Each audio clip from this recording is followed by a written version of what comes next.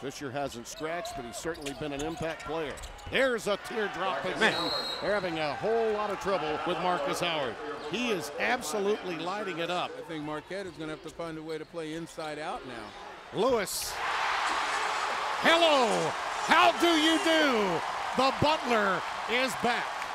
Johnson with another motor. Can't get it to go. Martin clears for Butler. It's going up and down. Rousey lost it. Guess who knocked it away? Woodson for three. Count it! Timeout. Listen to this building. One of the best in basketball.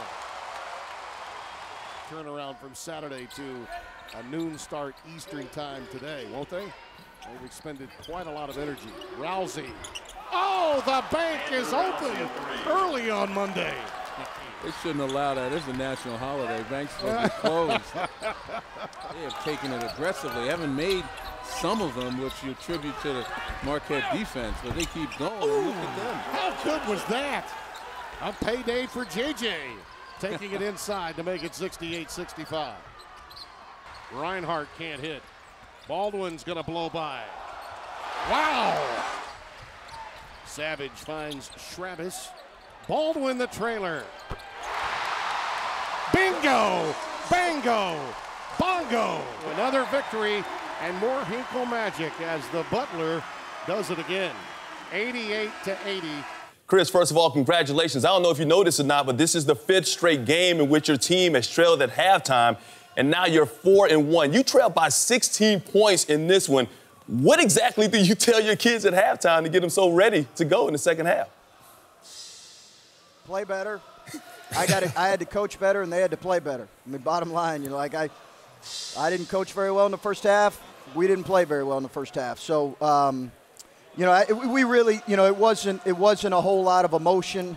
There was a little bit. There was some very direct and frank conversation. Well, it was pretty one-sided, but they responded.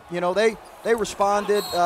Marquette's good, and they're really good. I think their ability to spread you out and shoot the ball. We had no answer for that. We just didn't, and they deserve a lot of credit. Like they played well. Steve really had them prepared and spaced, and they've got good players. They've got good older players. They've got good young players. We knew that coming in, so they deserve a lot of credit. But I thought our pressure in the second half took them out of some stuff. That's not how we always play, but we needed to play that way in this game.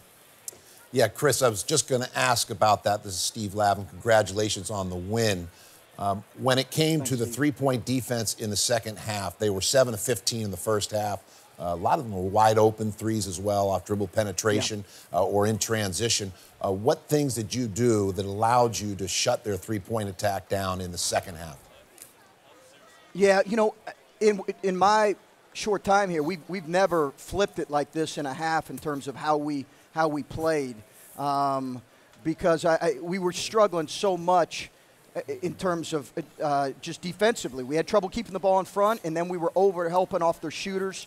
So, Steve, really the guys that we said that have the ability to crawl up into the ball and provide some disruption and extend, we wanted to do that. And we felt like that was our only chance. And part of it was we needed to play harder. But I think out of playing harder and out of extending defensively a little bit, we were just able to disrupt their timing just a little bit, and they were a little more rushed in their threes than what they were in the first half. So, we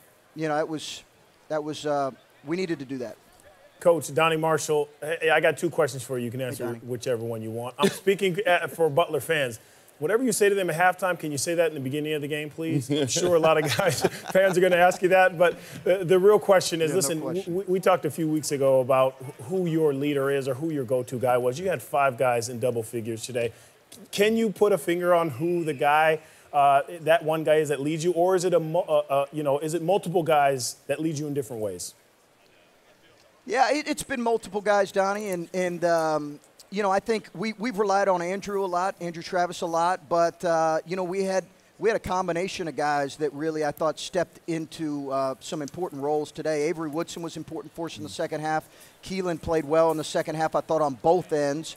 Tyler Weidman stabilized us. So really those older guys have led us, but I think Andrew's kind of been the guy that we've leaned on. We've had a lot of close games this year. I mean, a ton of close games, and we've usually relied on Andrew in those critical moments. All right, Chris, keep doing it the Butler way because it's working out well for you guys so far. Your 16th win of the season. You're now 5-2 in Big East play. Congratulations. Yeah, it helps when you have this crowd.